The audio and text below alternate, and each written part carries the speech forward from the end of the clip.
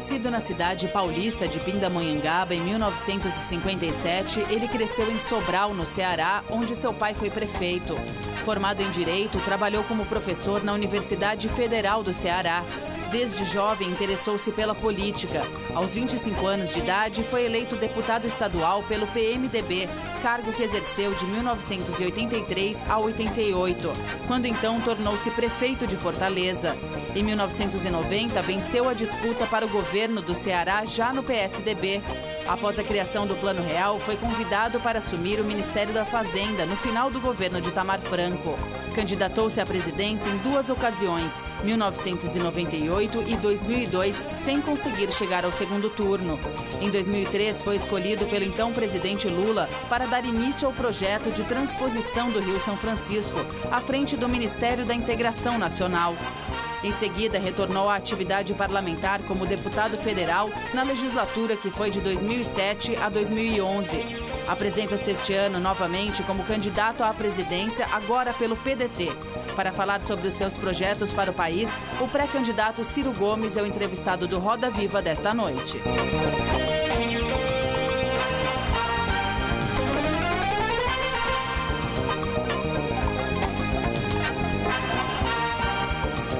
Bem-vindos a mais este Roda Viva, o mais tradicional programa de entrevistas da TV brasileira.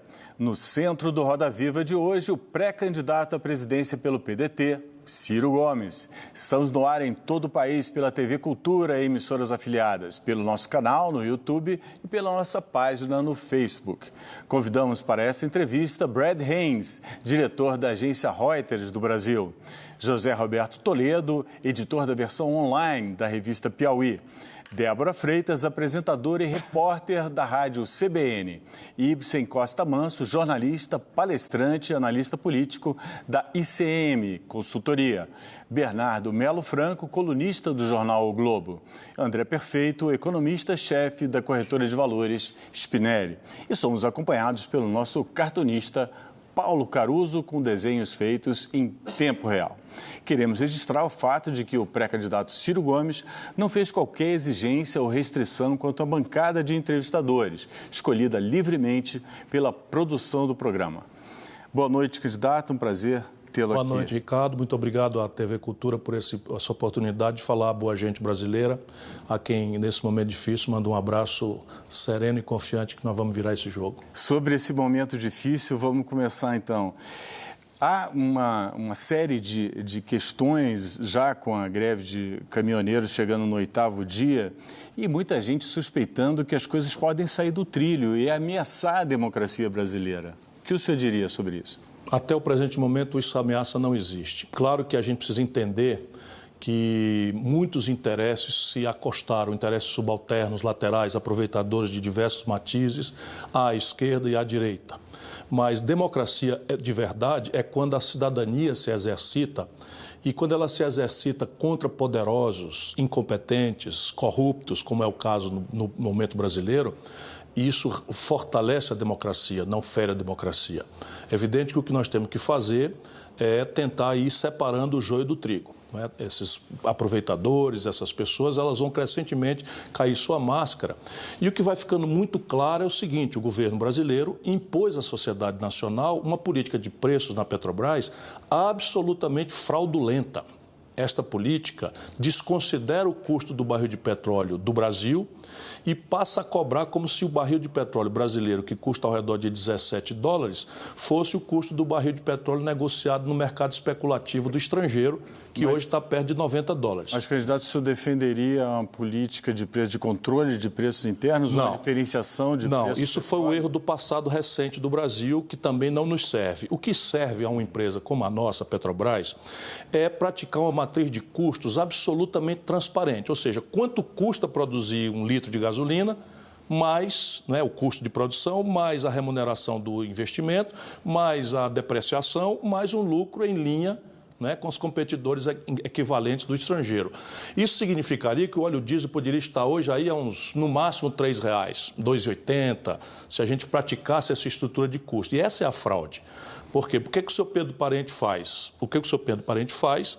para servir aos interesses estrangeiros, ele deixa 1/3 da capacidade de produção de gasolina, de óleo diesel, de lubrificantes do Brasil ociosos e passa a abrir espaço para que grandes importadores brasileiros comprem gasolina lá fora, aproveitando a peculiaridade da Petrobras, que é deter o monopólio. Na lei foi revogado, mas na prática a Petrobras ainda tem um monopólio. Portanto, o importador de gasolina pode empurrar esse preço absurdo, criminoso, sem contestação do verdadeiro mercado, que seria concorrencial.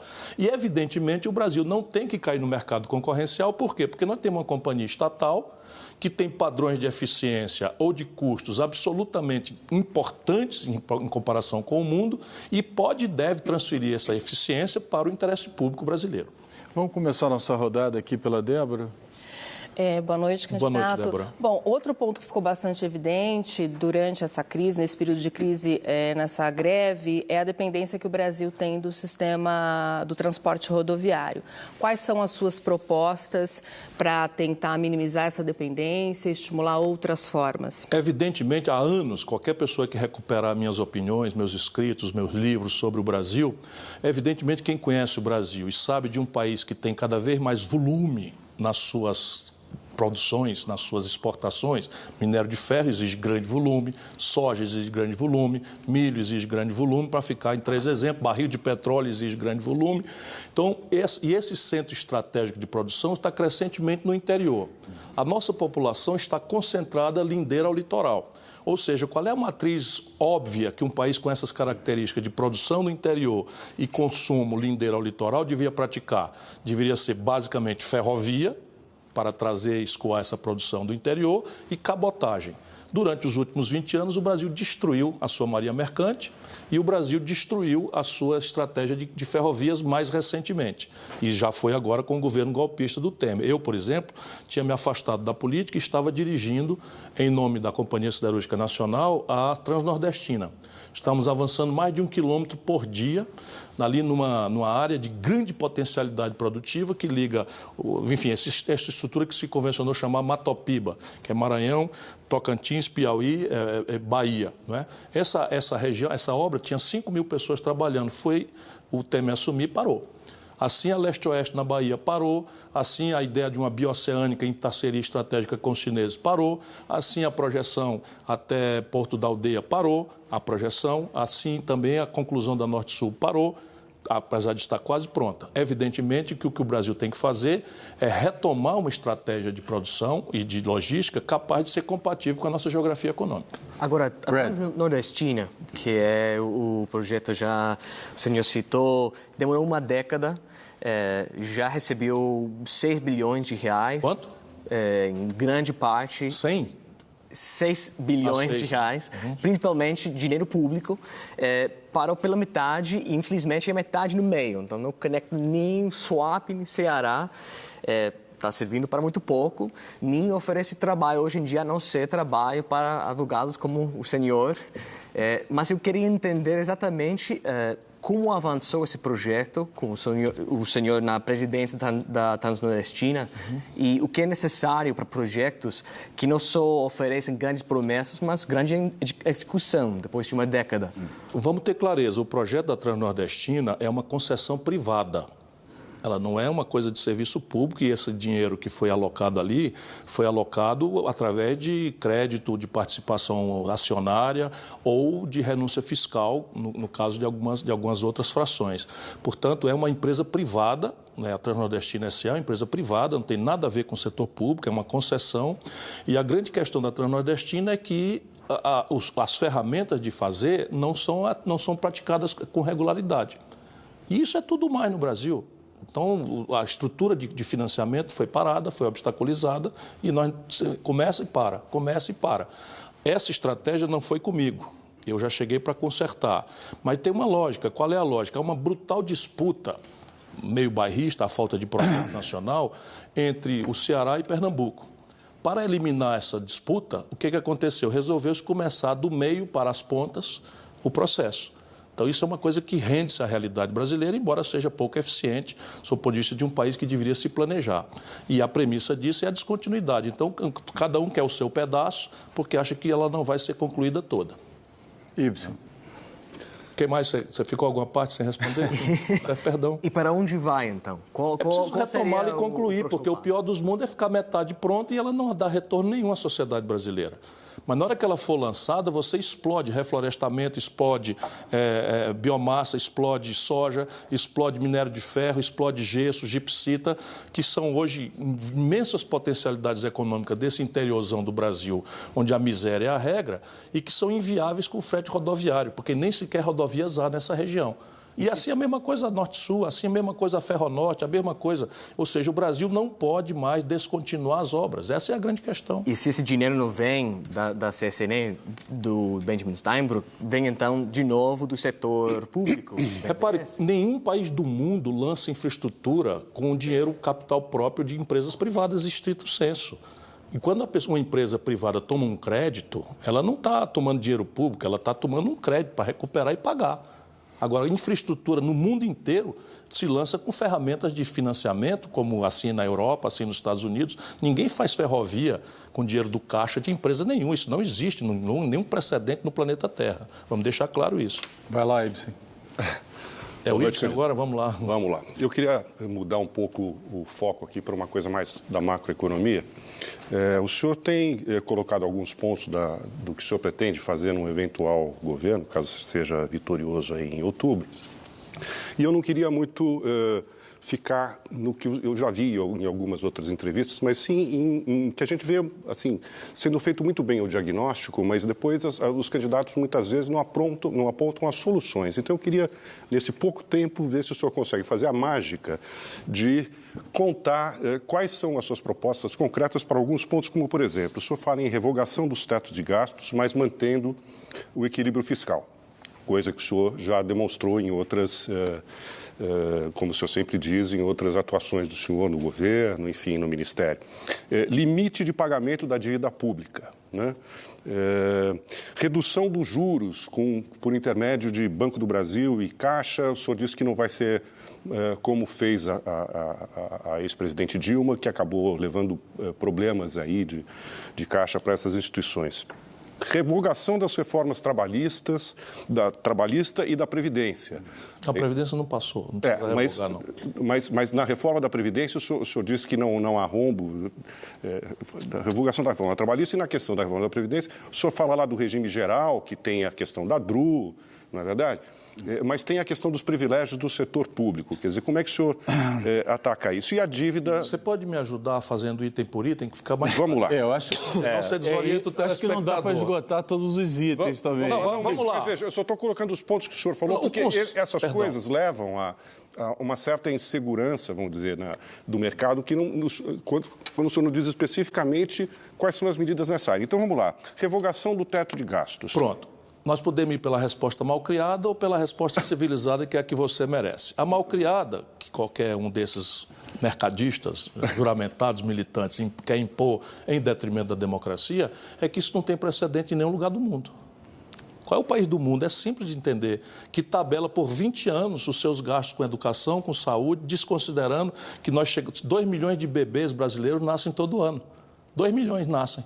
Se eu congelo por 20 anos o gasto com saúde, quem vai cuidar dessas crianças? Mas como... Um minuto só. Então não há esse precedente.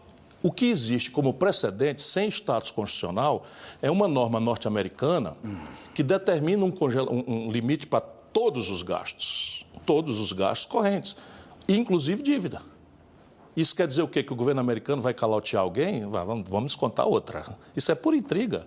Se a gente quiser fazer um limite de gastos, vamos fazer como nós fizemos no Ceará.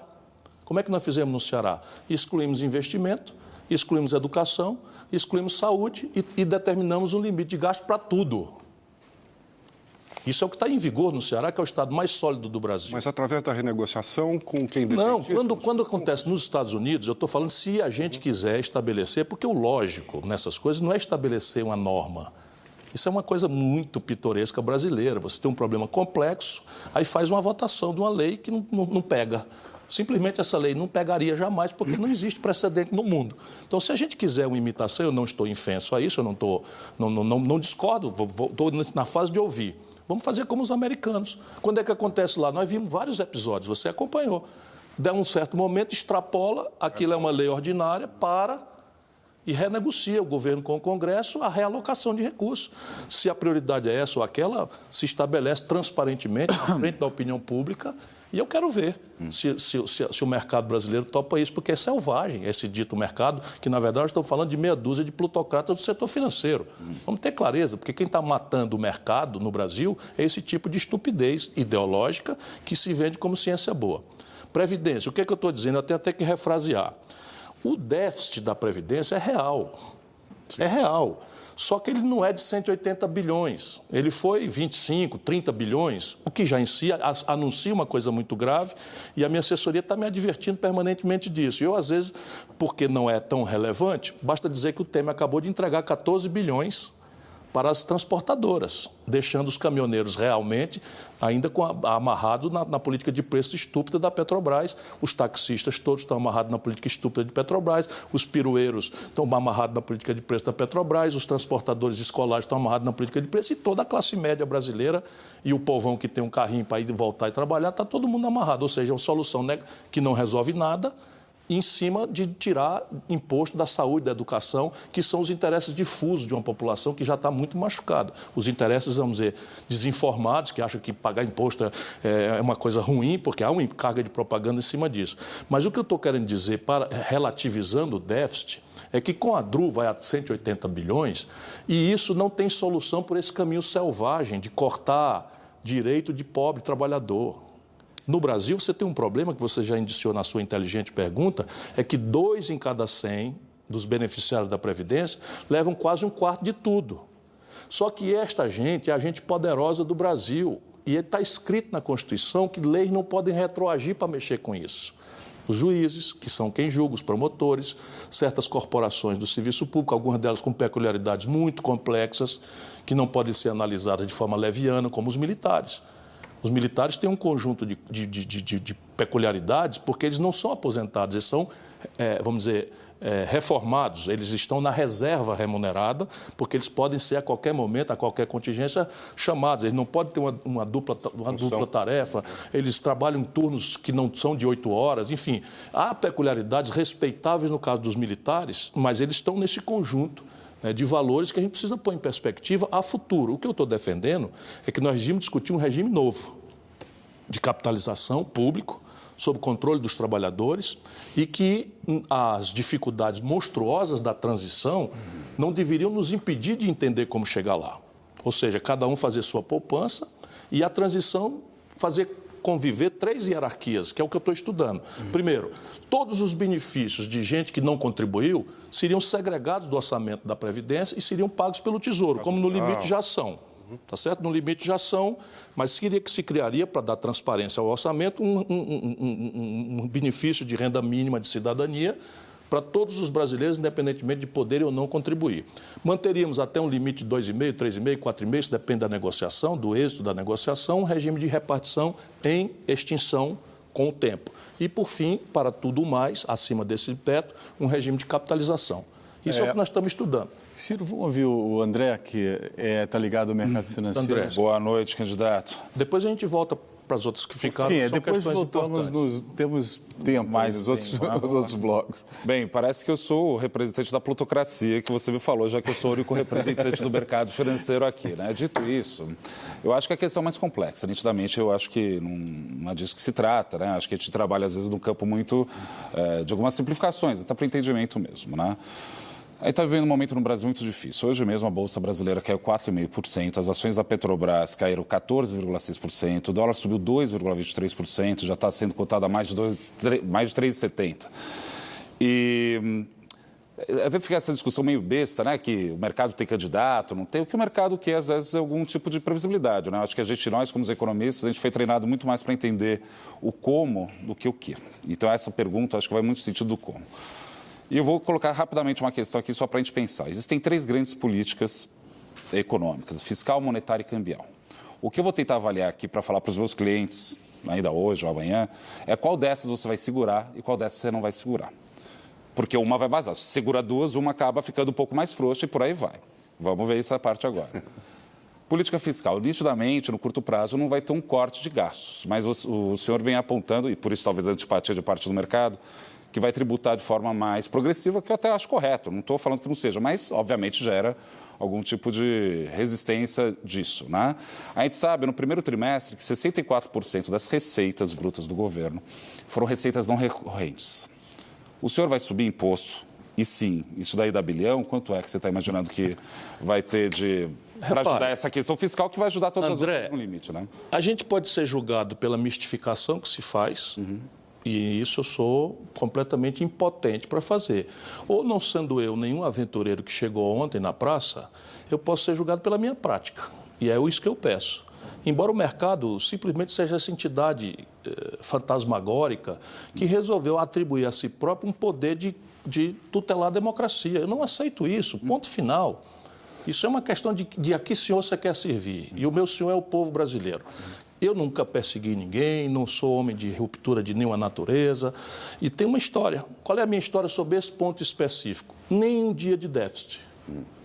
Ex-prefeito da 5ª maior cidade brasileira, ex-governador do 8º estado brasileiro, ex-ministro da Fazenda desta república sofrida, não tenho um dia de déficit. Sabe quantos políticos podem dizer isso? Só eu, no Brasil. E assim que eu vou ser julgado, sabe como é que eu fiz quando fui governador do Ceará? Tinha 36,5% de receita corrente líquida livres para investimento. Fui ao mercado e comprei 100% da dívida do Ceará, com 15 anos de antecedência no vencimento. Sou eu que sou irresponsável? Não, mas Só um minutinho. Espera aí um pouquinho. Então, isto é a minha prática. O que vocês vão fazer de propaganda adversa, clandestina, traiçoeira, eu já estou acostumado. Já estou acostumado. Vocês que eu digo é para generalizar, porque eu sei como é que as coisas são. E não estou falando de vocês especificamente, que inclusive é pequeno e eu tenho um grande interesse nisso. Agora vamos ter clareza. Como é que se produz superávit? Ou como é que se sai de déficit?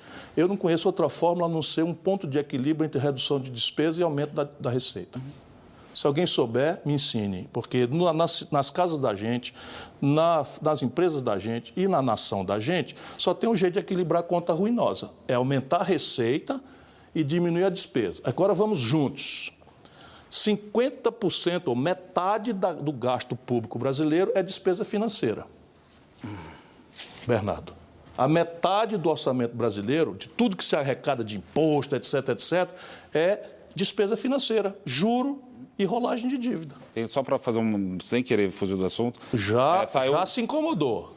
Não, mas não é. Eu tenho que colocar... Ou você diz que isso é verdade ou não pode interromper. É um dado que vai te corroborar o que você está falando. 46% segundo os dados do FMI, 46% das receitas são gastadas com juros do Brasil, desde 2015. Mas o senhor propõe renegociar... Só um minuto, eu vou chegar lá. Então, vamos lá.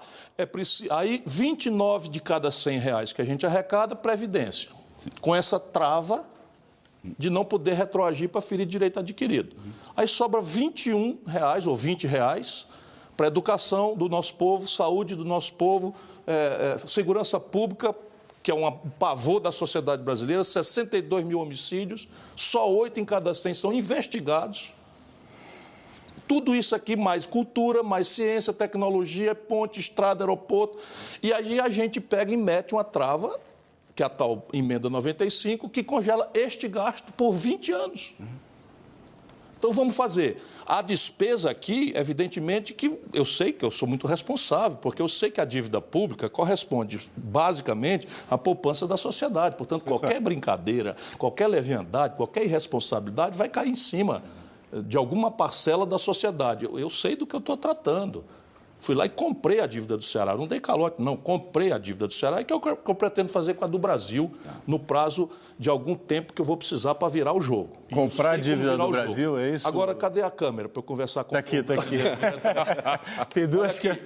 Eu volto já para você, não me leva mal. Para mim, 2 países do mundo, o Brasil e a Estônia, não cobram imposto sobre heranças ou lucros e dividendos empresariais. Eu não estou falando de cobrar da empresa trabalhando e produzindo, não. O lucro que sai da empresa para o bolso do empresário, só o Brasil e a Estônia não cobram. Eu vou cobrar. Agora... Sabe quanto é o tributo sobre heranças nos Estados Unidos, que ninguém duvida que seja uma pátria capitalista? 29% é a alíquota menor. Sabe quanto é no Brasil? A alíquota média? 3,9%. Eu vou aumentar. Para quê? Para poder diminuir o imposto sobre os trabalhadores, que são onerados no consumo, e sobre a classe média, que morre com imposto de renda extraordinariamente injusto na fonte. Compreende? Agora... Entendi, então... Quer fazer os cálculos? Não, depois a gente vê isso daí. Não, quer fazer os cálculos? Renúncia fiscal. A renúncia fiscal no Brasil hoje está em números brutos de 580 bilhões de reais. Vamos deixar aqui para o próximo bloco. Tá bom. Só você me responde. Tem renegociação da dívida ou é recompra da dívida? Não tem nada de renegociação. Recompra da dívida. Veja, dívida pública no mundo inteiro é referida a PIB. Sim. Na literatura que o André estudou brilhantemente, dívida pública é referida a PIB. Por quê? Ninguém paga dívida com PIB, você paga com tesouro. Mas é porque no mundo inteiro a dívida tem longo prazo. Então o problema do Brasil não é o tamanho da dívida, é o criminoso prazo que está se impondo ao Brasil. Hoje, essa turma que está aí, esses golpistas que nos governam, e a Folha de São Paulo me honra com um editorial chamando assim, as hipérboles de Ciro, hipérbole é um exagero. Então, eu disse que a dívida brasileira era 5 trilhões e 500 bilhões de reais. Em número grosso, esta é a dívida bruta brasileira mesmo. Atenção, Folha de São Paulo, seu editorialista errou. Por que o Tesouro só reconhece 1,500 ou 3,500? Porque tem 1 trilhão e quase 200 bilhões de reais clandestinos que o seu Banco Central, do senhor Michel Temer, emite como operação compromissada. Sabe qual é o prazo de vencimento desse 1 trilhão e 200 bilhões, André? 4 dias. Exatamente. Onde é que existe no mundo isso? Não existe. Vamos deixar... Vocês ouviram o André dizer que não existe, né? A gente vai... Vamos pro mercado aqui. Ciro, vamos deixar aqui para o próximo bloco. A gente ainda tem esse lado da bancada aqui que tu não perguntou. Vamos para um rápido intervalo e voltamos já com o pré-candidato do PDT à presidência da República, Ciro Gomes. Até já.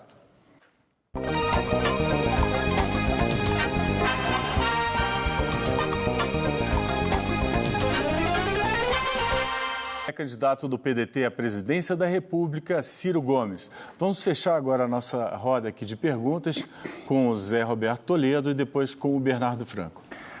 Ciro, eu queria voltar para a questão da greve dos caminhoneiros, mas fazer um pit stop em 1994, outubro. Talvez você se recorde, você estava em Madrid, reunião do FMI. Tudo bem. E tinha uma greve muito grave no Brasil, que era talvez equivalente a essa greve, que era uma greve dos petroleiros. Você era ministro da Fazenda, e você deu uma declaração dizendo que aquela greve era uma greve eleitoreira, autoritária, fascista até. Então, minha pergunta para você é, você presidente hoje, o que você faria com os grevistas caminhoneiros, com os grevistas donos de empresas de transporte e com o presidente da Petrobras? Eu faria exatamente o que eu fiz naquela data, porque existe um certo manual para quem tem experiência. Em greve dessa natureza, com esse potencial explosivo, você endurece e senta para negociar. Então, o que é que eu fiz? De Madrid, mandei uma declaração extremamente dura, peguei o avião, desci no Brasil e me encarreguei de negociar. E essa negociação simplesmente impediu a greve, não aconteceu a greve. Havia uma ameaça de greve. Adiou. Ela foi mediada pelo Vicentinho da CUT, a quem eu conheci, em quem eu confiava e ele confiava em mim, e pelo Spies, na época presidente da FUP. Essa greve ela foi negociada no apartamento do Itamar Franco, no fim de semana, em Juiz de Fora, e ela terminou com um brinde de chopp num bar embaixo do apartamento do Itamar Franco. Mais ou menos é o que eu faria agora. Agora tem uma diferença. Naquela data, e é preciso que a gente tenha clareza disso, porque eu estou do mesmo lado. Eu não sou um bajulador de interesses corporativos. Eu sou um homem que serve ao interesse público. Meu patrão é o povo brasileiro, lá como cá. E às vezes eu sou mal compreendido por isso, que é muito mais fácil você defender os organizados e deixar o povão aí sem defesa e tal. Minha questão é outra. Então, nesse momento, por exemplo, eu apoio a greve dos petroleiros anunciada para quarta-feira, porque eles não estão reivindicando salário, porque já naquela data ganhavam 16 salários. 16 salários.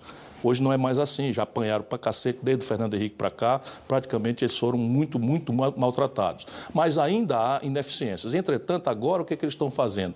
Eles estão vindo em socorro, não é, do Brasil. Porque eles, por dentro, sabem que a política de preço do seu Pedro Parente é lesiva ao interesse nacional, é entreguista aos estrangeiros, e essa é uma das razões do golpe de Estado que está em marcha no Brasil. A primeira providência foi revogar a lei de partilha. E, a propósito, hoje, o Bolsonaro é o maior aliado aí dos caminhoneiros, votou a favor da entrega aos estrangeiros. É assim que a vida é no Brasil. O cara acha que pode ganhar nas duas pontas o tempo todo, supondo que o povo é burro. E agora, o que é que vai acontecer? Não adianta a gente aceitar que essa greve se exaura no atendimento dos interesses corporativos dos sindicatos, dos empresários do transporte. E isso é o que está em jogo no Brasil hoje. É um sacrifício, é uma coisa, mas vale a pena a gente purgar esse sacrifício, porque só tem uma saída. Demitir o seu Pedro Parente, eu peço publicamente aqui a demissão deste entregue à pátria, que é o seu Pedro Parente, e trocar a política de preço da Petrobras. O resto é paliativo a custo do povo. O senhor falou que endureceria primeiro para depois negociar. É assim que se negocia quando a coisa não é justa. Mas como seria o endurecimento nessa greve específica? Às vezes é só retórica, como foi daquela vez. Né? Embora eu costumo dar cabimento ao que eu falo. Né? O Brasil precisa restaurar a autoridade. Né? Há uma certa desorientação aí pedindo intervenção militar na cabeça de algumas pessoas, mas isso é um grosseiro equívoco. O que elas estão procurando é a restauração da autoridade. Repare bem, nós temos 62 mil homicídios, só 8 em cada 100 são investigados. Que Estado de Direito Democrático é esse? Que Estado de Direito Democrático é esse? Agora, o presidente da República deu uma ordem para que a Polícia Federal acabasse com os piquetes, que o Exército fosse para a rua e nenhuma das duas coisas aconteceu. Esse tema, rapaz, eu vou dizer para você, eu tenho até um certo pudor de não exagerar, porque agora é trincar os dentes e atravessar até a eleição. Porque não tem como interromper uma coisa, mas esse tema é o fundo do poço. Eu já conhecia de muito longa data. É um escroque, para falar aqui uma palavra clara, é um escroque que usurpou a presidência da República. E alguém acha que eu sou exagerado, mas eu conheço ele de perto, de longuíssima data. Aí está revelado. Toledo, vamos deixar agora o Bernardo fazer a pergunta dele. Candidato, boa noite. O senhor tem dito aí na campanha que, se for eleito em 2019, vai partir para desmontar o PMDB. Ao mesmo tempo, o senhor está fazendo... Os caminhos da democracia, é bom sempre dizer. Certo, mas ao mesmo tempo o senhor está buscando fazer uma aliança que incorpora vários partidos aí do chamado Centrão, inclusive o PP, que é gente que adota práticas políticas muito parecidas e que, enfim, teve com Dilma, depois bandeou para o lado do Temer, o caso do PP especificamente, o partido com mais políticos envolvidos na Lava Jato. Seu partido, o PDT, tem apenas 20 deputados de 513. O senhor vai precisar de maioria. Como é que o senhor vai fazer? O senhor vai traçar uma linha e tirar os picaretas ou o senhor vai escolher alguns picaretas que vão caber na sua aliança? Não, eu não vou escolher os picaretas, não.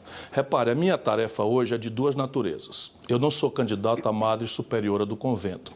Eu sou candidato, se o meu partido, na data própria, aprovar, isso é uma imposição da legislação eleitoral. Eu tenho segurança que o partido fará isso, mas se o partido me homologa como candidato, eu preciso viabilizar a eleição. Por quê? Porque a tragédia que se aproxima do Brasil é o risco de se homologar pelo voto popular, por falta de orientação, de firmeza, não é, de capacidade de correr risco, de falar a verdade, ainda que isso gere incompreensões. O Brasil está arriscado a legitimar essa agenda antipovo, antipobre, antinacional pelo voto do nosso povo. Ou até cair numa aventura pior de um aventureiro, tresloucado, extremista, fascistoide, que, enfim, sabe-se lá com quantos meses ele afunda de resto o nosso país. Então, a minha responsabilidade é essa. Para levar essa responsabilidade a cabo, eu tenho que fazer uma campanha de maneira a não fechar portas. Mas, ao mesmo tempo, eu preciso preparar o dia seguinte. Se amanhã o povo me der essa honra de servir ao Brasil como presidente, eu vou dialogar com todo mundo. Mas por que eu escolho o PMDB como questão central para ser desmontado pelo caminho da democracia? E o caminho da democracia aqui é só cortar a torneira da roubalheira. É simples, isso não tem muito mistério. Nós já fizemos isso com o PFL do Ceará lá atrás, cortamos a torneira da roubalheira, eles somem, porque a razão de ser deles existirem é roubar. Eles só existem para isso. Essa turma vive assaltando os cofres públicos. Se você corta as torneiras, eles morrem de inanição e rapidamente mudam de partido. São trânsfugas, Isso eu vou fazer, mas eu não tenho ilusão de que a minha mera eleição vai transformar o parlamento brasileiro num ajuntamento de anjos puristas. Isso não está no meu alcance, embora a população esteja na sua mão. Eu vou sempre pedir, olha, se alguém votar em mim, por favor, vote num deputado e num senador que me ajude, né, que esteja em linha com as nossas ideias, com os nossos valores. E isso muda completamente. Eu tenho segurança de que o PDT vai fazer 60 deputados, pelo menos. O que não é muito, não, mas é 60. E isso nos permite dialogar em outros planos. Portanto, minha tática eleitoral hoje é fechar um campo, porque nada tenho contra alianças, nunca tive. Sou do ramo, né? Sou treinado, fui prefeito, fui governador, fui ministro, enfim, sou bastante treinado nisso. A questão aqui é da aliança ter hegemonia clara, ou seja, quais são os valores, o cimento dessa unidade. No Brasil, infelizmente, tem sido a fisiologia e os projetinhos de poder. No meu caso, eu estou procurando humildemente, mas com muita disciplina, uma aliança com o PSB e se não der no primeiro, no segundo turno, com o PCdoB. Esse seria o núcleo forte que guardaria, vamos dizer, as tábuas da lei de um possível governo meu. A partir daí, com as tábuas da lei afirmadas... Não dá sem deputados isso. Como? Isso não dá sem deputados hoje, nem perto. Hoje não dá, mas pode dar com a eleição. Nós estamos na iminência de uma eleição. E aí dá-se a questão de conversar com quem o povo eleger. Vamos ter paciência. Quem o povo eleger é com ele que eu vou negociar, Bernardo. E é assim que se impõe. Nós não podemos querer ser dono da verdade. Apenas eu escolhi, estou dando transparência, que o PMDB chega, porque o PMDB desestabilizou o governo Fernando Henrique e o PMDB desestabilizou o projeto do PT e o PSDB nunca mais ganhou eleição no Brasil e o PT, olha o que é que aconteceu. Comigo não vai acontecer isso. Eu destruo eles antes, pelo caminho da democracia. Agora, seu irmão, quando foi ministro, se propôs a fazer a mesma coisa, deu aquela declaração... Sim, a Dilma optou pelo Eduardo Cunha. Ele foi derrubado em dias. Quem estava certo? Ele está lembrando aqui um episódio em que o meu irmão chamou o Eduardo Cunha de achacador. A Dilma imediatamente solidarizou-se com o Eduardo Cunha, ele foi lá e pediu demissão. Quem estava certo? O Eduardo Cunha está na cadeia e a Dilma foi impeachada por ele. Quem estava certo? O meu irmão, Cid Gomes, ou a dona Dilma? Essa reação não pode se repetir contra o senhor? Ah, mas eu sou do ramo, eu não sou a Dilma. Ciro. O príncipe, como está escrito no Maquiavel, cansei de dizer isso para ela, tem que ser amado ou temido. Não podendo ser amado como prefere, tem que ser temido. E a Dilma deixou-se imolar e com ela a democracia, porque não é do ramo. Simplesmente não é do ramo. É um dedaço que o meu amigo Lula fez para continuar mandando. E olha no que deu. Será que é isso que é bom para o Brasil? Uma questão. No seu estado, em Fortaleza especialmente, reside um dos símbolos da luta do feminismo no Brasil. Né? Maria da Penha, que deu nome à lei, grande conterrânea. Embora você tenha nascido em Pindamonhangaba, ela tem o seu instituto, desenvolve a sua luta há mais de 20 anos. Por que você nunca foi visitá-la? Isso é uma... Eu vou dizer para você que talvez seja uma estupidez inominável. Eu não sabia que a Maria da Penha tem um instituto. Eu ando muito viajando, trabalhando, eu não sabia que ela tem um instituto. Mas se eu soubesse, já teria de visitar muitas vezes. Eu a conheço, tenho estima por ela, temos um excelente relacionamento e, evidentemente, um convite dela não seria um convite, seria uma convocação. Ou seja, Maria da Penha, na próxima chegada na terrinha, eu vou aí te dar um abraço. Candidato, voltando aqui um pouco à questão econômica, desculpe, Débora, mas essa aqui vai ser curtinha e não vai ser tão complexa. O Adam Smith dizia que não há nada que um novo governo aprenda mais rápido do que aumentar imposto. Agora há pouco o senhor estava falando aí da questão da cobrança de imposto sobre heranças nos Estados Unidos. O senhor recentemente tem falado aí, não da recriação da CPMF, é um outro conceito, mas a fórmula de incidência de um novo imposto acima de R$2.000, pelo que eu entendi da sua proposta. Já se falou aqui no passado, além de impostos sobre heranças, sobre grandes fortunas, e aí, o que é grande fortuna, né? Tinha propostas, inclusive, de que alguém que tivesse um imóvel acima de R$1 milhão, que qualquer pessoa de classe média aqui em São Paulo pode ter, haveria uma taxação. Mesmo a questão da herança. Às vezes você tem famílias aí que trabalham a vida inteira, de repente o pai morre. A questão é impostos. Nós já estamos com a carga tributária elevadíssima. Falar de aumento de impostos enfrenta uma certa oposição dentro do Congresso. O que o senhor precisa... Quais são esses patamares, alíquotas e tal, e que impostos o senhor pretende propor? Como o senhor disse, só tem como cortar. Só para concluir. O senhor disse que não tem como resolver o problema se não cortar custo e aumentar a arrecadação. A gente vê muito a questão da arrecadação e não vê corte de custos, né, nos estados. Não, repare bem, eu estou ameaçado aqui de uma boataria de calote, porque eu estou indicando em que proporções os gastos têm e devem ser cortados. Eu sou campeão de superávit primário, essa é a minha vida. Eu sei por onde as andorinhas dormem. Então, repare bem, qual é o problema hoje, concretamente, do Brasil para o próximo presidente, seja ela ou ele quem for? Essa gente quebrou o nosso país. E são 7 dias de greve dos caminhoneiros, eles já torraram mais 14 bilhões de reais. Então, o déficit esse ano, na véspera da posse do próximo presidente, o primário, sem pagar um centavo dessa dívida de 5 trilhões de reais que já estará alcançado naquela data, já estarão alcançados naquela data, vai espetar uma conta que dá um déficit de quase 200 bi. 180, 170, 140, porque é fazendo e contando. A canalice não tem limite. As pessoas acham que eu sou exagerado, estão ferrando nossa pátria. E, para mim, criminoso é quem se omite.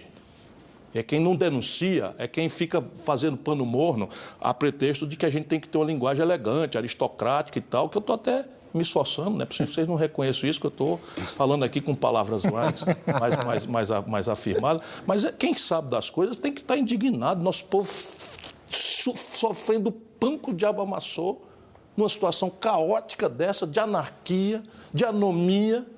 Maria Bonita, perdão, não é anarquia, é anomia, não é? E você, Maria Bonita, é uma companheira amiga que é anarquista, aí pediu para eu não falar mais em anarquia no sentido de falta de governo desmoralizado, e ela tem toda a razão, né? Então, repare bem, neste momento, peculiarmente, o Brasil precisa sair da caixinha conservadora e agir. E aí você tem a mágica que é possível fazer, eu fiz muito no Ceará, de reduzir tributação sobre os mais pobres.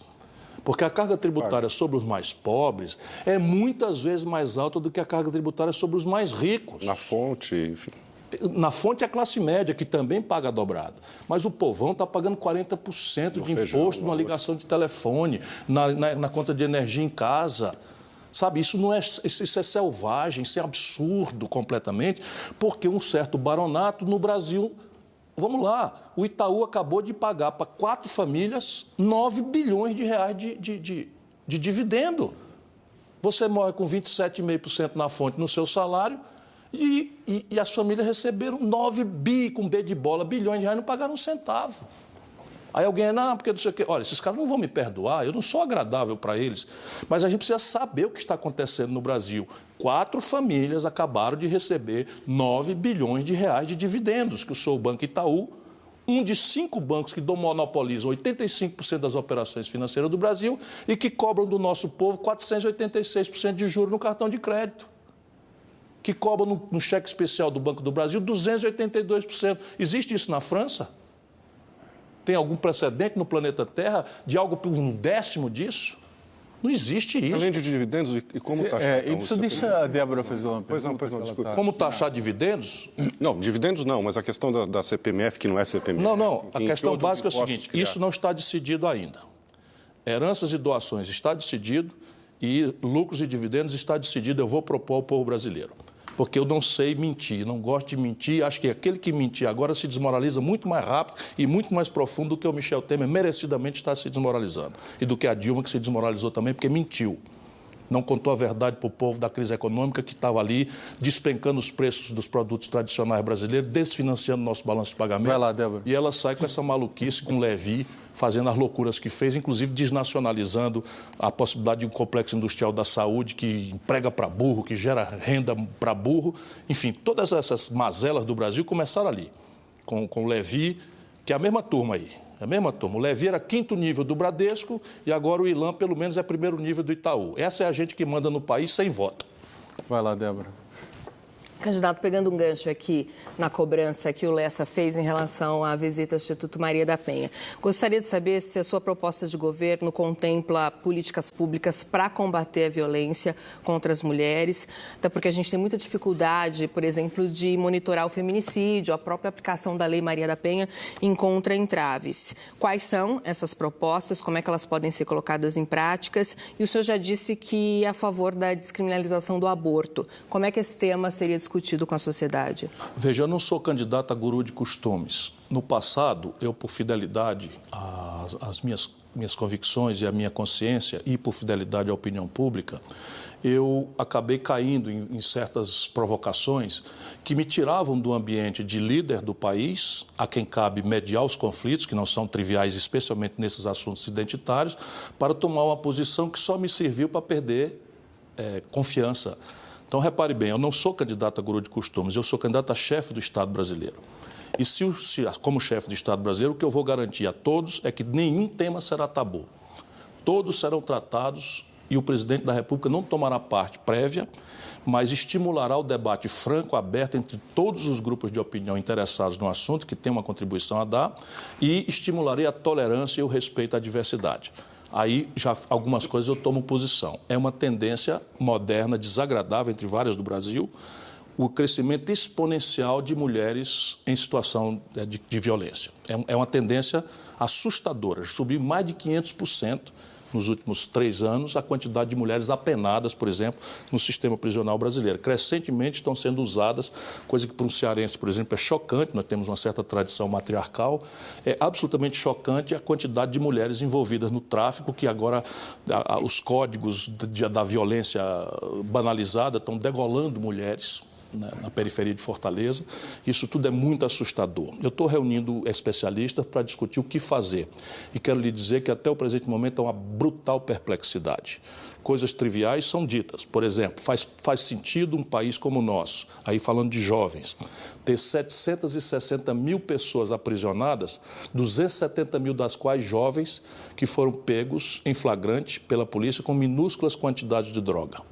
Não se trata de um debate moralista ou religioso. A pergunta que eu estou fazendo, faz sentido que você entregue o jovem imediatamente para ser bucha de canhão ou exército de reserva do enfrentamento das facções criminosas, do narcotráfico, perigosíssimas, que estão mandando no crime brasileiro de dentro dos presídios? Então, são essas perguntas que eu vou propor e estou já propondo e vou apresentar um conjunto de ideias. Elas não têm um corte ainda, vamos dizer, que eu possa dizer a você, ter uma experiência internacional que eu vou imitar. Não existe. É claro que é uma preocupação que tem que considerar, mas hoje a grande vetor é jovem. Pouco importa a questão, vamos dizer, do gênero. Só para esclarecer. Jovens e gays também. Só para esclarecer, então, para mim, pelo menos não ficou claro. Essa é, obviamente, uma pergunta que o senhor pode até achar que é uma pegadinha, mas não é, porque tira voto, efetivamente, você se posicionar sobre aborto, sobre descriminalização das drogas. Tal. É ocioso. Sim. O que aconteceu na Irlanda? Um país tão católico ou mais do que nós. Aprovaram. Deu-se um plebiscito e o povo, orientado pelas igrejas, pela sua moral, etc., votou por 70%. Mas o que eu penso sobre este assunto já está dito. Sim. O que eu acho é o seguinte, que o aborto é uma tragédia, fundamentalmente uma tragédia humana, uma tragédia emocional, uma tragédia de saúde, e não vejo qual é o sentido. Não é de você ainda pesar o peso do Estado sobre essa tragédia. Mas eu ia perguntar justamente sobre os jovens que o senhor mencionou. A descriminalização das drogas que chegou a ser defendida, por exemplo, pelo ex-presidente Fernando Henrique Cardoso, afetaria diretamente essa estatística que o senhor citou, de que grande parte dos presos hoje no sistema prisional brasileiro são jovens que foram presos como consumidores, digamos assim. Sobre essa questão específica, o senhor tem já uma proposta ou ainda está em estudo? Não, está em estudo e veja bem, as igrejas, o Brasil é um país profundamente cristão. A Igreja Católica é contra, os neopentecostais são contra ao quadrado. E não adianta nada a gente ser um déspota esclarecido que vai impor a uma nação aquilo que você acha correto. O que é que nós precisamos fazer? Generosamente, é trazer os especialistas e ponderar com todo o Brasil organizado, com as mediações em que um povo respeita, se esse é o caminho. Até porque não há um precedente, volto a dizer, internacional, que diga, está ali, ó. Eles fizeram isso e deu profundamente certo, nós precisamos imitar. Não existe esse precedente. Existe, Portugal fez isso. Não, se vocês não tivessem me interrompido, eu ia dizer, Portugal fez um atalho hábil. E é hoje a melhor ideia que eu acho. Portugal não descriminalizou. O que é que Portugal fez? Eu vou explicar, eu fui lá estudar. Fui lá 2 vezes já estudar esse assunto. O que é que Portugal fez? Portugal pegou especialistas e pediu aos especialistas que definissem a quantidade necessária e suficiente para um dependente químico, droga a droga, usar por uma semana. E estabeleceu, sem lei, sem plebiscito, sem nem Constituição, sem nada, estabeleceu o seguinte, que desta quantidade que o usuário dependente tem necessidade e é bastante para ele por uma semana, é assunto de saúde pública e política de redução de dano, que a propósito foi a política do Ceará quando eu fui secretário de saúde. A política do Ceará em relação a isso era a redução de dano e segue sendo brilhantemente a política que nós tocamos lá em Fortaleza, na capital especialmente. A partir dessas quantidades que os especialistas definem, Portugal continua criminalizando. Mas então é questão só de uma certa habilidade que tangenciou o veto moral religioso. Pode ser que por aqui a gente ache essa saída. Pessoalmente, mas ela não está madura, perdão, Ricardo, ela não está madura ainda o suficiente para você dizer, não, funcionou. Não está ainda, é recente. Não, tem 10 anos em Portugal. Mas é recente. Recente, por exemplo, a política do Uruguai tem mais ou menos a mesma data e não está funcionando. Não está funcionando. A política da Califórnia aparentemente está funcionando, mas eles avançaram para drogas leves. Olha, isso é uma perplexidade. Não adianta nós aqui do mundo letrado, que somos generosos, etc., etc., temos a melhor informação, achar que nós vamos empurrar a goela abaixo de uma sociedade cristã, religiosa, moralista como a nossa, soluções dessa natureza. Mas pessoalmente isso é favorável a isso? Não, o que eu acho é que eu devo a obrigação de pôr isso em debate. E estou disposto a ir ao Papa Francisco, que é uma figura santa, que tem revelado uma sensibilidade grande, para ver se ele nos ajuda a colocar em perspectiva essa discussão no Brasil. Porque o que não dá é ter 62 mil homicídios, quase todos jovens, quase todos pobres, quase todos negros, quase todos vinculados ao problema da droga, e a gente fazer de conta que vai resolver isso com moralismo de goela. Isso não dá. E a questão das prisões também, cheias de Acabei de dar o número, 760 mil pessoas presas, 270 mil das quais jovens presos em flagrante para produzir estatística com pequeníssimas quantidades de droga. E no dia seguinte, recrutados pelas facções criminosas, viram soldados perigosíssimos da pior e mais banalizada violência no país. A gente vai ter que fazer mais um intervalo, a gente volta para o terceiro bloco logo em seguida e eu espero vocês até já para ver a continuação do debate aqui com o candidato a presidente Ciro Gomes.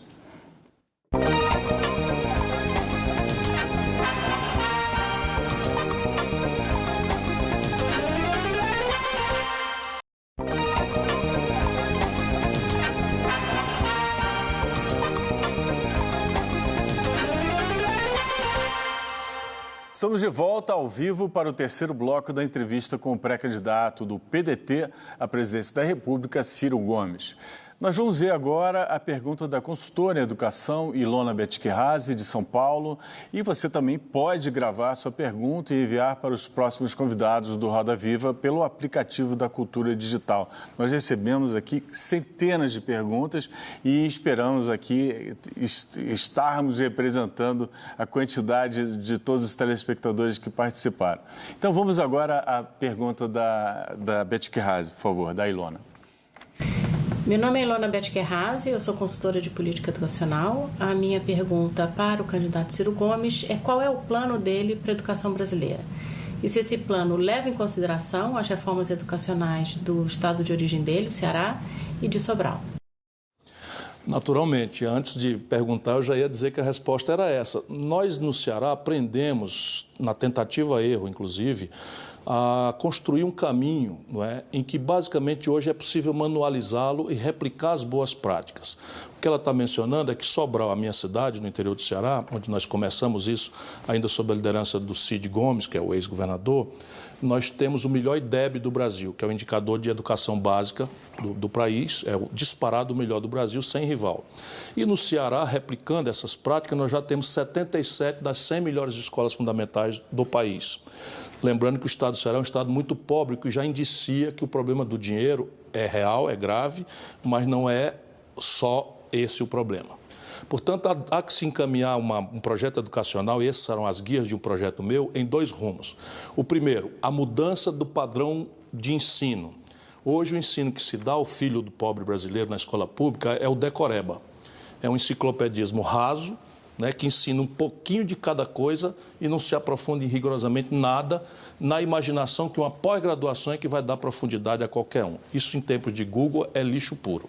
Portanto, nós precisamos motivar os professores para que eles se reestruturem e recriemos um paradigma pedagógico que seja capacitador do juízo crítico. Mangabeira chega na audácia de propor, e é uma pessoa que tem muita influência nos desenhos programáticos que eu estou fazendo, chega a propor que o mesmo conteúdo seja ensinado de duas maneiras diferentes, preferencialmente antagônicas, porque isso provoca na cabeça do aluno a liberdade da crítica e o posicionamento de juízo de valor.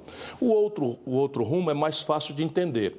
O Brasil tem subfinanciamento grave hoje, especialmente em dois planos. Nós tivemos muito sucesso numa política pública que atravessou Fernando Henrique e Lula, que é o Fundef e Fundeb. Então, o Brasil andou bastante. Nós resolvemos a questão, por exemplo, do acesso à escola no ensino básico e fundamental do Brasil. Nós temos vagas sobrando hoje, porque a demografia, quer dizer, a população está diminuindo a quantidade de filhos, então você começa a ter vagas sobrando. Chegamos a viver aí muitos anos de 100% de acesso. O que explode agora é a demanda por ensino médio. E esse ensino médio precisa ser redesenhado em bases profissionalizantes e de tempo integral. Nós precisamos disputar o garoto e a garota com o narcotráfico, entregando a ele uma escola gostosa, uma escola que o retenha, que o capacite para o trabalho, enfim, que seja gostosa de estar ali.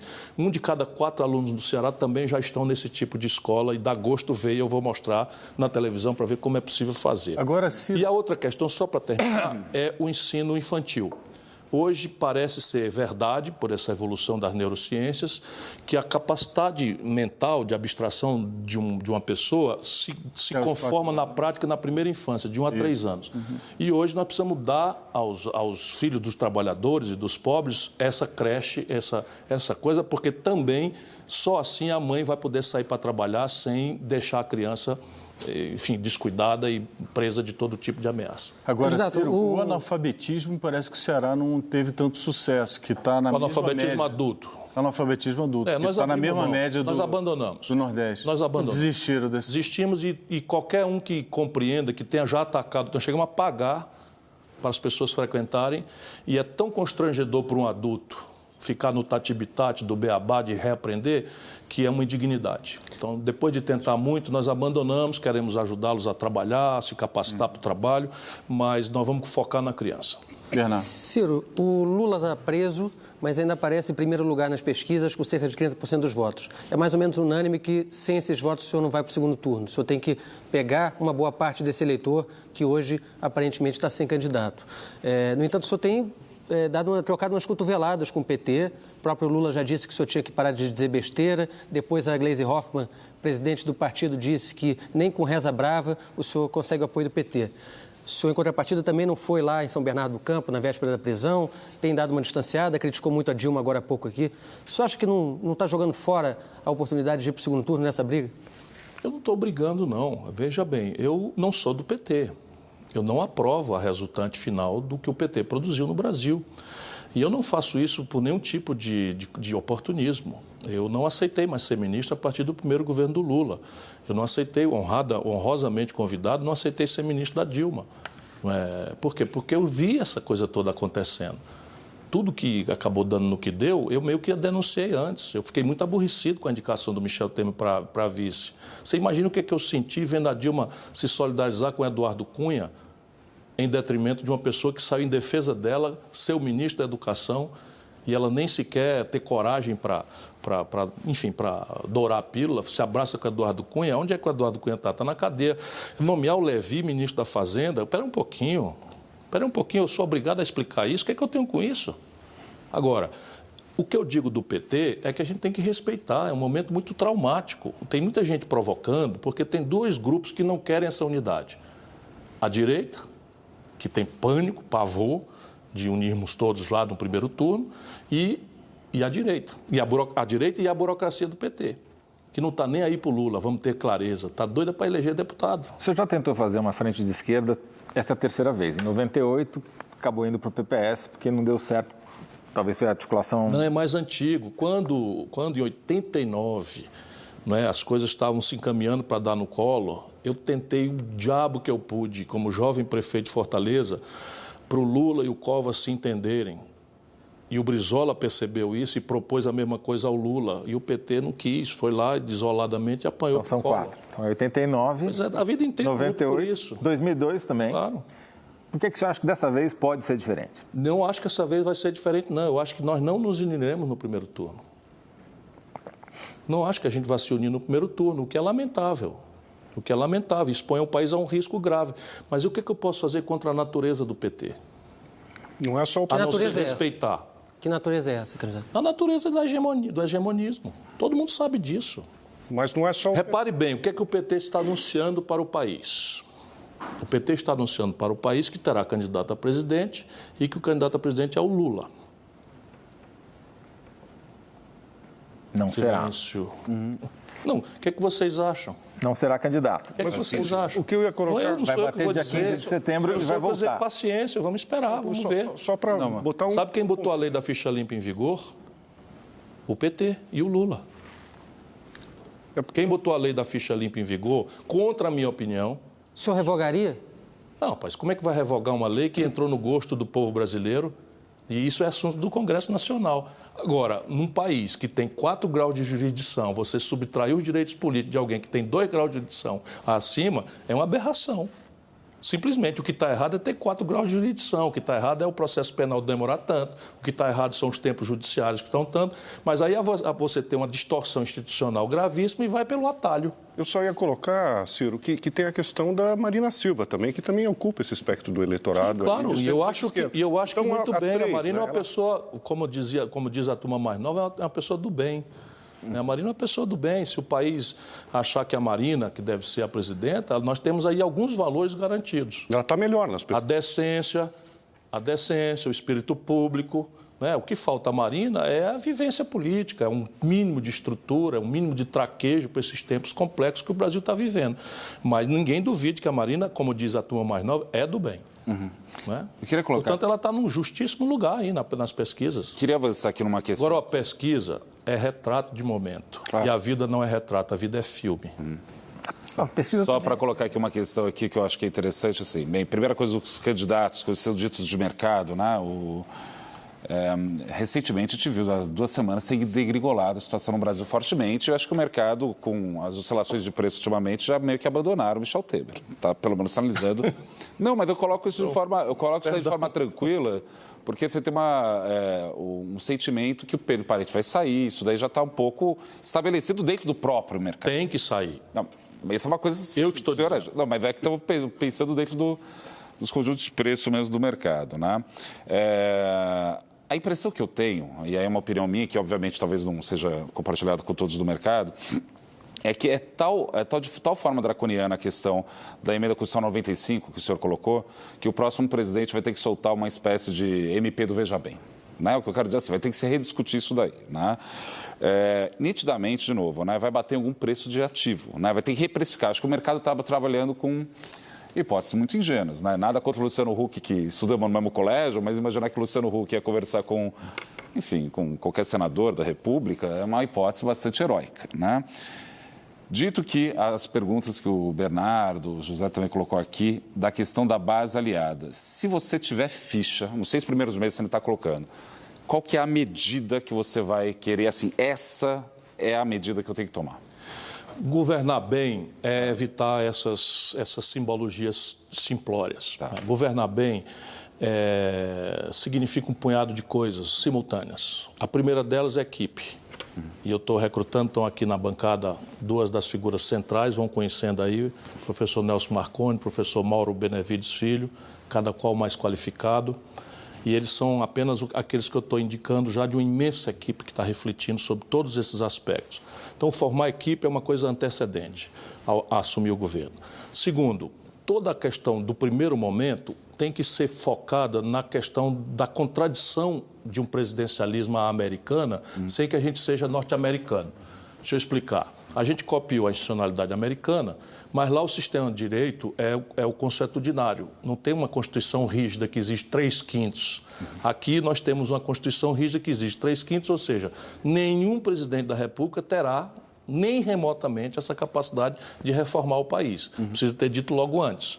O que significa que nós temos que achar 3 atenuantes e um fusível para resolver isso. Primeiro atenuante, propor as questões antes, como eu estou procurando fazer.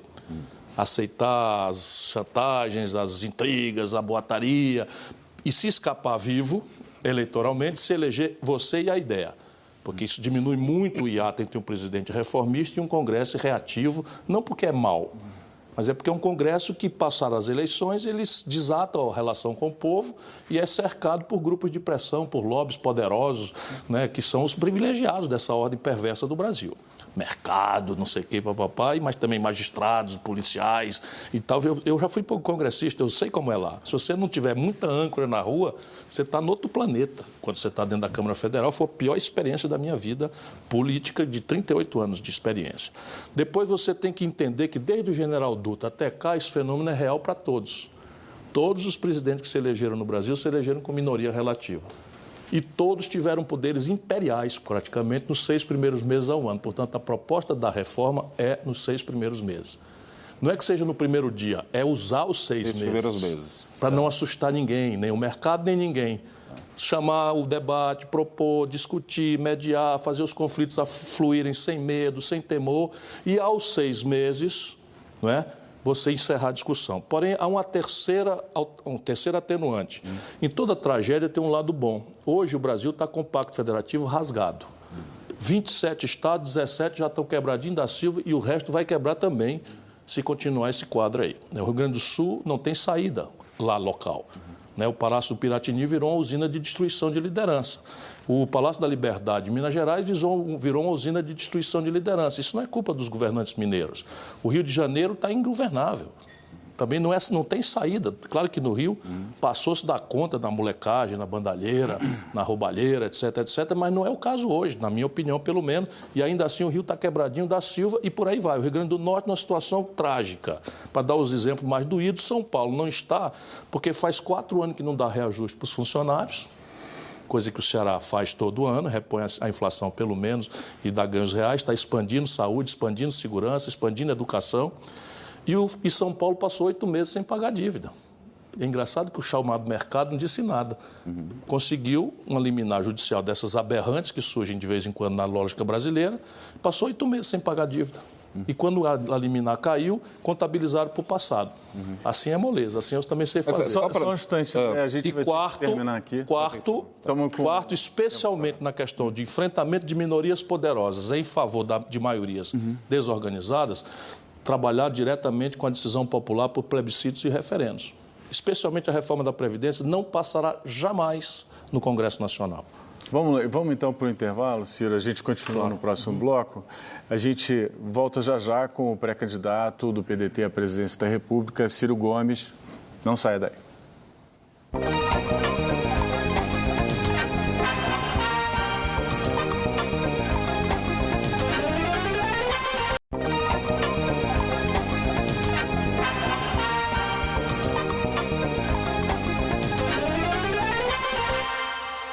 Estamos de volta ao vivo para o quarto e último bloco da entrevista com o pré-candidato do PDT à presidência da República, Ciro Gomes. Agora a gente vai ouvir e ver a pergunta do Gustavo Amorim, de Foz do Iguaçu, Paraná, enviada pelo aplicativo da Cultura Digital. Você também pode gravar sua pergunta e enviar para os próximos convidados do Roda Viva. Vamos à pergunta. A minha pergunta é, caso o senhor seja eleito, quais serão as medidas que vai tomar em relação ao subfinanciamento do Sistema Único de Saúde, o que você vai fazer para melhorar a atenção básica de saúde e como isso será feito? Veja, muito obrigado por essa pergunta, porque nós estamos aí com essa crise dos combustíveis. Isso é absolutamente a mesma matriz de um outro problema que vai ser tão grave e caótico quanto esse que explodiu agora, se a gente não entender isso e não preparar a sociedade brasileira para exigir dos políticos uma mudança. Deixa eu explicar de novo aquilo que eu já falei. Hoje, o Brasil está proibido de expandir o gasto com saúde, com educação, com segurança, mas vamos lá, sua pergunta é saúde. O Brasil está proibido de expandir o gasto com saúde pelos próximos 20 anos. Nós temos mais ou menos 2 milhões de nascimentos por ano. Só isso já mostra a absoluta insustentabilidade desta selvageria. Portanto, nós precisamos revogar aquilo que se convencionou chamar de Emenda 95. O que é a Emenda 95? É aquela que tabela os gastos com saúde, educação e coisa e deixa livre os gastos financeiros e deixa livre os gastos previdenciários, mesmo aqueles dos privilegiados, conforme já conversamos hoje aqui. Portanto, só é sério o compromisso daquela presidenta ou daquele presidente que propuser a você qualquer mudança partindo da revogação da PEC 95. Não significa soltar as contas, deixar o país gastar mais do que ganha, porque isso nunca foi prática boa em nenhuma família e nenhuma nação. E eu não tenho um dia de déficit na minha vida, como já pude dizer agora. Mas, revogado isso, nós precisamos reforçar basicamente alguns caminhos que são óbvios. Primeiro, a atenção básica no Brasil, salvo deformações aqui e ali, porque existe SUS muito bom num canto, SUS muito ruim no outro, porque ele é uma mistura de responsabilidade do município, do Estado e da União. E o povo não sabe, mais ou menos, quem é nesses assuntos. Portanto, a atenção básica, mais ou menos, está universalizada no Brasil, com a mancha aqui ou ali de menos cobertura. Porém, essa atenção básica morre na dispensação de remédio, ou seja, na entrega dos remédios. Esse é um foco para a gente resolver. E aqui nós estamos importando do estrangeiro e, portanto, pagando em dólar, igual o fenômeno da gasolina, 80 de cada 100 remédios que nós consumimos. Portanto, é preciso criar uma economia nacional, uma indústria da saúde, para que a gente possa gastar o dinheiro que já está sendo gasto, não gerando emprego nos Estados Unidos, na Europa ou na China, para fazer geração de emprego aqui. Quase 90% disso está com patente vencida, que você simplesmente copia e reproduz. Segundo, morre a atenção básica por falta de exames especializados. É preciso criar policlínicas em consórcio com os municípios e com os estados. O Ceará já universalizou esses exames especializados e está funcionando muito bem. Eu vou tentar mostrar isso também na televisão. Essas aqui são as duas primeiras providências em relação à atenção básica e precisa eliminar o subfinanciamento. Depois você tem uma outra grande emergência. São milhões de brasileiros, homens e mulheres de todas as idades, que estão numa fila interminável de cirurgias eletivas. Isso se dá porque a tabela do SUS, da rede conveniada, foi congelada desde 2003. Resultado, o setor público não expandiu na devida velocidade os leitos e o setor conveniado fechou os leitos, embora a maior parte deles esteja aí sendo mantida, ainda sem funcionar, aguardando que se vire esse jogo. É preciso trazer essa rede imediatamente de volta pela cooperação e fazer um grande mutirão para limpar as cirurgias eletivas. Ciro, vamos ouvir o Brad Haynes, que ele fez poucas perguntas aqui. No... Na Venezuela, o Nicolás Maduro acabou de ser reeleito como presidente até 2025 por um processo eleitoral que representantes da ONU, da União Europeia e 12 países da América Latina não reconheceram como legítimo e democrático. O senhor discorda. Por quê e qual seria o papel do Brasil frente a essa crise venezuelana, se nem parte da mesma visão que essa comunidade de nações? O papel do Brasil foi abandonado por este governo, embora o governo anterior também não estivesse cumprindo o real papel que se determina nesse momento do Brasil em relação à grave e complexa questão venezuelana.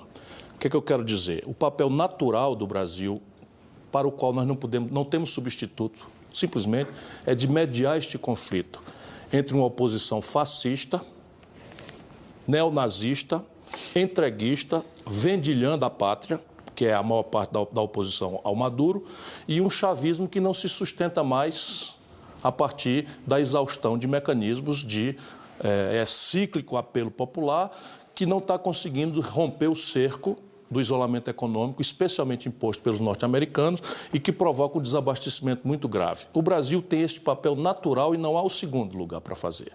Portanto, é criminosa a posição do governo brasileiro de tomar lado na questão venezuelana como se nós fôssemos um mero gendarme dos interesses imperiais americanos que simplesmente querem praticar um golpe na Venezuela. Não por acaso é o outro lugar onde tem petróleo, na América Latina. Portanto, o papel do Brasil não é alisar o Maduro e suas práticas que já estão passando de qualquer razoabilidade, muito menos tomar lado, como o governo brasileiro tomou, dessa fração fascista e entreguista e vendilhã, da Venezuela, que a oposição representa hoje. Ciro, a Débora tem uma pergunta. Sobre segurança pública, candidato. O senhor fala numa alteração da estrutura nacional. Como é que seria essa estrutura para reduzir as taxas de homicídio, combater o tráfico de drogas e a atuação das criminosas? E o que o senhor acha do chamado SUS da segurança pública? Isso é uma obviedade que, retoricamente, foi recém-encaminhada pelo Congresso Nacional, mas que apenas é retoricamente. Não foi criado um sistema como o nome anuncia. É preciso criar um sistema real, nacional de segurança pública, e a clareza desse sistema é uma hierarquização de institucionalidades e de tarefas, quem faz o quê, quanto custa e quem paga. Então, esse SUSP aí, por exemplo, não acrescentou um centavo e não mudou em nada a lógica ineficiente, para não dizer absolutamente impotente, da estrutura VAN, ou convencional de segurança no Brasil. Guardas municipais, que seriam a base de um processo comunitário, de informação, até uma hierarquia centralizada numa Polícia Federal que centralize a inteligência, inclusive das Forças Armadas. Porque o que combate crime não é aparato. Essa história ilusória que estão enganando a população de aparato, de soldado armado com fuzil apontando para comunidades faveladas, isso é tudo pantomima, teatro, embora a população está tão, a gente chama escabriada no Ceará, está tão desorientada, tão com medo que tende a dar valor, tende a pedir providências dessa natureza. O senhor acabaria com a intervenção no Rio? Hein? O senhor eleito em janeiro acabaria? A intervenção acaba dia 31 de dezembro, conforme o decreto que a institucionalizou. E sim, eu não renovo porque eu preciso reformar a Constituição. Não sei se terminei a resposta, porque é um pouco mais complexa. Eu quero criar uma polícia nacional, diferente da Polícia Federal, para fronteiras. A característica dela será altíssima sofisticação tecnológica, satélites, drones. Nós vamos monitorar fronteiras por aí, não é como se fazia no século XX ou no século XIX, com pilotões de fronteira em lugares onde as pessoas passam convencionalmente, isso modernamente não funciona mais. E a Polícia Federal será expandida para fazer inteligência policial. Pretendo mudar a lógica do distrito da culpa.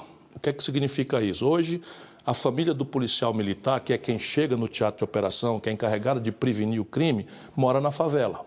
Mora no bairro pobre e precisa estabelecer alguma relação de convivência harmônica, ponha aspas nisso, com o banditismo instalado do baronato do crime, que está na favela, embora o grande narcotraficante não more nas favelas. Não é? E aí não funciona o processo. É preciso que isto tudo seja mapeado com inteligência, no sentido policial do termo, e que comandos vindo de outros distritos extraiam cirurgicamente essas cabeças das facções criminosas e do crime organizado pelo narcotráfico e leve para a formação de culpa em outro distrito e para um processo penal e penitenciário separado do local. Mas diante dessa complexidade, como é que se viabiliza tudo isso que o senhor falou em 4 anos no mandato? Porque a população precisa sentir isso. Mas quem disser que vai fazer milagre está mentindo. Ou não é do ramo, ou não entende nada, ou simplesmente não respeita a dignidade das pessoas. Mas exemplaridades são possíveis de ser praticadas na primeira hora. Não duvide disso. A polícia hoje sabe exatamente quem são os chefes da banda. Sabem tudo. Em São Paulo, por exemplo, as autoridades se estabeleceram um entendimento com o PCC. Simples assim. O senhor inclui o Alckmin nisso? Ele fala muito da redução de homicídios. Eu não posso provar, mas é flagrante que o PCC em São Paulo fez um acordo com as autoridades. De qual natureza?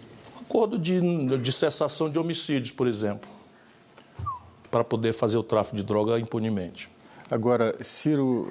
E São Paulo subnotifica os homicídios. É porque a nossa imprensa é muito conivente. Se você olhar nas estatísticas da Segurança Pública de São Paulo, a quantidade de pessoas assassinadas que estão na categoria morte suspeita vai passar de 100 mil. Ciro, nem toda a imprensa, mas Toledo, qual a imprensa que não faz? Eu estou dizendo isso e ninguém apura. Não, já tem muita matéria sobre isso. Estamos sem tempo. Infelizmente, a gente agora só tem tempo rápido ping-pong. Vamos nessa. Ok? A música da sua vida? Música da minha vida, Carinhoso. Filme? Blade Runner. Livro? Eu sou um compulsivo leitor de biografias e a biografia do Churchill eu já li várias. Eu vou ficar com qualquer uma delas serve. Seu ídolo? Meu ídolo? Meu pai. Uma frase ou um verso? Hay que endurecer-se, pero sem perder a ternura jamais. Ou seja, é preciso que a gente endureça, mas recuperemos a crença e a confiança de que o Brasil, pelo trabalho, pela dignidade, pela produção, pela indústria, vai virar esse jogo. Bom, agora você já respondeu a última, que era o sonho. Acho que você já respondeu. O meu sonho é ver o Brasil feliz de novo. E eu vou ajudar muito isso a acontecer. Obrigado, Ciro. A gente chega ao final de mais esta edição do Roda Viva. Agradeço a participação de Brad Haynes, José Roberto Toledo, Débora Freitas, Ibsen Costa Manso, Bernardo Melo Franco, André Perfeito e ao Paulo Caruso. Obrigado a você que nos acompanhou até agora, especialmente ao Ciro Gomes, que ocupou o centro da Roda Viva. Na próxima semana virá ao Roda Viva o pré-candidato pelo Podemos, Álvaro Dias. Em seguida teremos Henrique Meirelles, Rodrigo Maia e Manuela Dávila. Entre os candidatos mais bem cotados nas pesquisas, apenas Jair Bolsonaro e Geraldo Alckmin ainda não comunicaram em que data gostariam de vir ao nosso programa. E você pode enviar um vídeo com a sua pergunta para o convidado por meio do aplicativo da Cultura Digital. Só gravar o vídeo, entrar no aplicativo e clicar em Participe. Depois, basta apertar Envie e selecionar o programa Roda Viva. O app está disponível para Android e iOS. Boa noite, boa semana a todos. Espero vocês na próxima segunda. Até lá.